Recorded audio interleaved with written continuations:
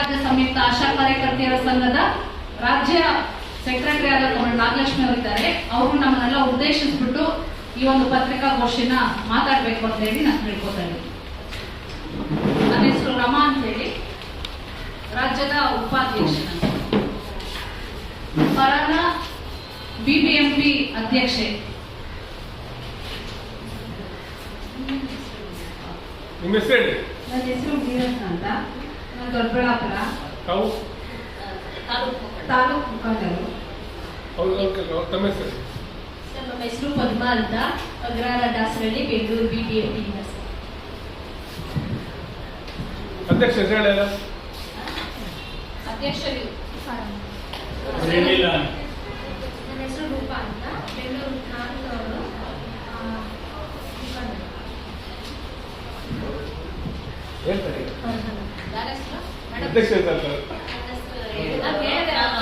ನಾಗಲಕ್ಷ್ಮಿ, ಕರ್ನಾಟಕ ರಾಜ್ಯ ಸಂಯುಕ್ತ ಆಶಾ ಕಾರ್ಯಕರ್ತೆಯರ ಸಂಘದ ರಾಜ್ಯ ಕಾರ್ಯದರ್ಶಿ ನಾನು. ಇಂದಿನ ಇಲ್ಲಿ ಸೇರಿರುವಂತಹ ಎಲ್ಲ ಪತ್ರಿಕಾ ಮಿತ್ರರೇ, ಮಾಧ್ಯಮ ಮಿತ್ರರೇ, ವೇದಿಕೆ ಮೇಲಿರುವಂತಹ ಎಲ್ಲ ಕರ್ನಾಟಕ ರಾಜ್ಯ ಸಂಯುಕ್ತ ಆಶಾ ಕಾರ್ಯಕರ್ತೆಯರ ಸಂಘದ ಜಿಲ್ಲಾ ಮತ್ತು ರಾಜ್ಯ ಮುಖಂಡರುಗಳೇ, ಇವತ್ತು ಪತ್ರಿಕಾಗೋಷ್ಠಿನ ಕರೆದಿರುವಂತ ಉದ್ದೇಶ ಅಂತಂದ್ರೆ, ಈಗಾಗಲೇ ರಮಾ ಅವರು ಹೇಳಿದಾಗೆ ಇದೇ ತಿಂಗಳು 12, 13, 14 ಆಶಾ ಕಾರ್ಯಕರ್ತೆಯರ ಅಹೋರಾತ್ರಿ ಹೋರಾಟನ ನಾವು ಹಮ್ಮಿಕೊಂಡಿದ್ದೀವಿ.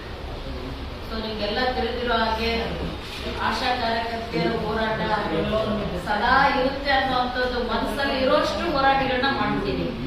ಪ್ರತಿ ಬಾರಿ ಕೂಡ ಬೆಂಗಳೂರಲ್ಲಿ ಒಂದು ಗುಲಾಬಿ ಹೊಳೆ ಹಾರಿಸಿರುವಂಥದ್ದು ಎಲ್ಲರೂ ಕಣ್ಮುಂದೆನೆ ಈಗಲೂ ಕೂಡ ಇದೆ ಅನ್ನೋಷ್ಟು ಮಟ್ಟಿಗೆ ನಮ್ಮ ಹೋರಾಟ ಪ್ರತಿ ಬಾರಿ ಕೂಡ ಆಗಿರೋದು ಗಮನಿಸಿದೆ.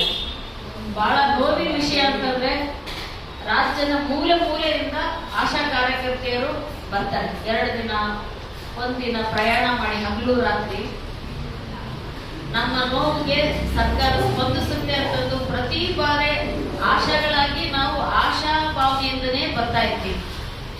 ಪಾಯಿಂಟ್ ಏನಂತಂದ್ರೆ, ನಮಗೆ ಬರೀ ಒಂದು ಪೊಳ್ಳು ಭರವಸೆಗಳೇ ಮತ್ತೆ ಸುಳ್ಳು ಹೇಳ್ತಾ ಇರೋದನ್ನೇ ಕೇಳ್ಕೊಂಡು ಹೋಗಂತ ಒಂದು ಅನಿವಾರ್ಯತೆ ಸೃಷ್ಟಿ ಮಾಡಿದ್ದಾರೆ ಸರ್ಕಾರ. ನೀವೆಲ್ಲ ಗಮನಿಸಿರುವ ಹಾಗೆ ಕಳೆದ 17 ವರ್ಷಗಳಿಂದ ಆಶಾ ಕಾರ್ಯಕರ್ತೆಯರು ಜನಸಾಮಾನ್ಯರು ಮತ್ತು ಆರೋಗ್ಯ ಇಲಾಖೆಯ ಸೇತುವೆ ತರ ಕೊಂಡಿಯಾಗಿ ಕೆಲಸ ಮಾಡ್ತಾ ಇರುವಂತದ್ದು. ತಳಹಂತದ ಜನ ಸಮುದಾಯಕ್ಕೆ ಆರೋಗ್ಯ ಸೇವೆನ, ಆರೋಗ್ಯದ ಅರಿವನ್ನ ಕಳೆದ 17 ವರ್ಷಗಳಿಂದ ಕೊಡ್ತಾ ಇರೋದು. ಅಷ್ಟೇ ಅಲ್ಲ, ಇವರ ಒಂದು ಸೇವೆಯಿಂದಾಗಿಯೇ ಶಿಶು ಮರಣ, ತಾಯಿ ಮರಣ ಸುಮಾರು 75% ಉತ್ತಮ ಆಗಿದೆ ಅಂತಂದು ಸರ್ಕಾರದ ಇಲಾಖೆಗಳೇ ಹೇಳ್ತಾರೆ. ಸೊ ಅದು ಬಿಟ್ಟು ಕೂಡ ಎಲ್ಲ ಆರೋಗ್ಯ ಸೂಚಿ ಮಾಪಕಗಳು, ಹೆಲ್ತ್ ಇಂಡಿಕೇಟರ್ಸ್ ಇಂಪ್ರೂವ್ ಆಗಿದೆ ಅನ್ನೋದು ಇಡೀ ಒಂದು ಆರೋಗ್ಯದ ಒಂದು ದಾಖಲೆಗಳನ್ನ ನೀವು ತೆಗೆದು ನೋಡಿದ್ರೆ ತೋರಿಸ್ಕೊಡ್ತಾರೆ. ಇದಕ್ಕೆ ಮೂಲ ಕಾರಣ ತಳ ಹಂತದಲ್ಲಿ ನಾವು ಆರೋಗ್ಯ ಸೇವೆನ ಕೊಡ್ತಾ ಇರುವಂತದ್ದು, ಅರಿವನ್ನು ಮೂಡಿಸ್ತಾ ಇರುವಂತದ್ದು. ಇಷ್ಟೇ ಅಲ್ಲ, ನಮ್ಮನ್ನ ಸೇವೆ ತಗೊಂಡಿದ್ದು ಸರ್ಕಾರ. ನಮ್ಮ ದೇಶದಲ್ಲಿ ಶಿಶು ಮರಣ, ತಾಯಿ ಮರಣ ಅತಿ ಹೆಚ್ಚು ಇರುವಂತ ಸಂದರ್ಭದಲ್ಲಿ ಇದನ್ನ ಕಡಿಮೆ ಮಾಡಬೇಕು ಅನ್ನೋದೇ ಮೂಲ ಉದ್ದೇಶ. ಅವರ ಒಂದು ಉದ್ದೇಶಕ್ಕೆ ತಕ್ಕ ಹಾಗೆ ಇವರು ಕೆಲಸ ಮಾಡಿ ಇವತ್ತಿನವರೆಗೂ ತೋರಿಸಿದ್ದಾರೆ. ಇನ್ನು ಕೊರೋನಾ ಸಂದರ್ಭದಲ್ಲಿ ನೀವು ಗಮನಿಸಿದಿರ, ರಿಯಲ್ ಫ್ರಂಟ್ ಲೈನ್ ವಾರಿಯರ್ಸ್ ಅಂದ್ರೆ ಆಶಾ ಕಾರ್ಯಕರ್ತೆಯರು. ಪ್ರತಿ ಒಂದು ಗ್ರಾಮದಲ್ಲಿ, ನಗರದ ವಿವಿಧ ಪ್ರದೇಶಗಳಲ್ಲಿ ವಿದೇಶದಿಂದ ಬಂದವರು ಇರ್ಬೋದು, ಬೇರೆ ರಾಜ್ಯಗಳಿಂದ ಬಂದವರು, ಇನ್ನು ಕೊರೋನಾ ಪ್ರಾರಂಭ ಆಗೋಕ್ಕಿಂತ ಮುಂಚೆನೆ ಸರ್ವೆ ಮಾಡಿ ಮಾಹಿತಿ ತಗೊಂಡು ಅವ್ರಿಗೆ ಕ್ವಾರಂಟೈನ್ ಮಾಡಿರುವಂತದ್ದು. ಮನೆಗೆ ಹೋಗಿ ಇದು ಆತಂಕ ಪಡುವಂತ ವಿಷಯ ಅಲ್ಲ, ಕೇರ್ ತಗೋಬೇಕಂತ ಹೇಳಿ ಅರ್ಧ ವಾಸಿ ಮಾಡಿರೋದೇನೆ ಆಶಾ ಕಾರ್ಯಕರ್ತೆಯರು ಅಂತ ಹೆಮ್ಮೆಯಿಂದ ಹೇಳೋಕೆ ಇಷ್ಟಪಡ್ತೀನಿ. ಇನ್ನೊಂದು ಪಾಯಿಂಟ್ ಹೇಳ್ಬಿಡ್ತೀನಿ, ವಿಶ್ವ ಆರೋಗ್ಯ ಸಂಸ್ಥೆ ನಮಗೆ ಒಂದು ಬಿರುದು ಕೊಟ್ಟಿದ್ದಾರೆ. ಇಡೀ ಕೊರೋನಾ ಟೈಮ್ ಅಲ್ಲಿ ಸಾಮೂಹಿಕ ಆರೋಗ್ಯ ನಾಯಕರು ಅಂತಂದು ಕರೆದಿದ್ದಾರೆ.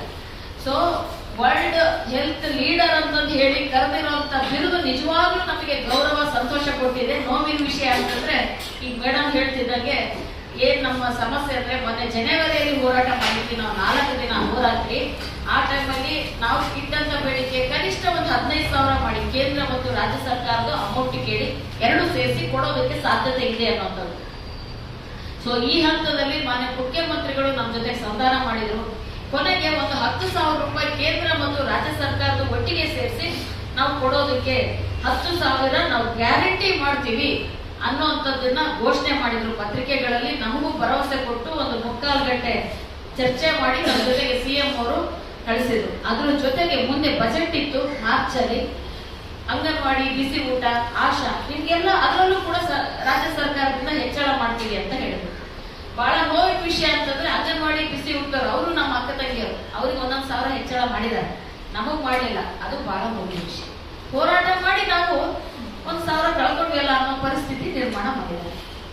ಸೊ ಪಾಯಿಂಟ್ ಏನಂತಂದ್ರೆ ಅದ್ರಲ್ಲಿ ಒಂದು ಬಜೆಟ್ ಅಲ್ಲಿ ಘೋಷಣೆ ಮಾಡಿದ್ದಾರೆ. ಅದು ಎಷ್ಟು ಮೋಸ ಅಂತಂದ್ರೆ ಅದು ಎಲ್ಲರಿಗೂ ಅರ್ಥ ಆಗಲಿ. ಇದೇನೋ 1,000 ಆಶಾಗಳಿಗೆ ಅಂತ 27,000 ಜನಕ್ಕೆ ಈಗಾಗಲೇ ಇದ್ದಂತ 1,000 ರೂಪಾಯಿ ದುಡ್ಡು 15,000 ಜನಕ್ಕೆ ಒಂದು ಕಾಂಪೋನೆಂಟ್ಗೆ ದುಡ್ಡು ಇದ್ದಿಲ್ಲ. ಅದು ಟೀಮ್ ಬೇಸ್ಡ್ ಇನ್ಸೆಂಟಿವ್ ಅಂತ. ಅದು NCD ವರ್ಕ್, ನಾನ್ ಏನದು ಕಮ್ಯುನಿಕಲ್ ಡಿಸೀಸ್ ಏನಿದೆ ಅಂತ ಕೆಲಸಕ್ಕೆ ಇರುವಂತದ್ದು 15,000 ಜನಸಂಖ್ಯೆಗೆ ಇರ್ಲಾರದನ್ನ 15,000 ಜನಕ್ಕೆ ಮಾತ್ರ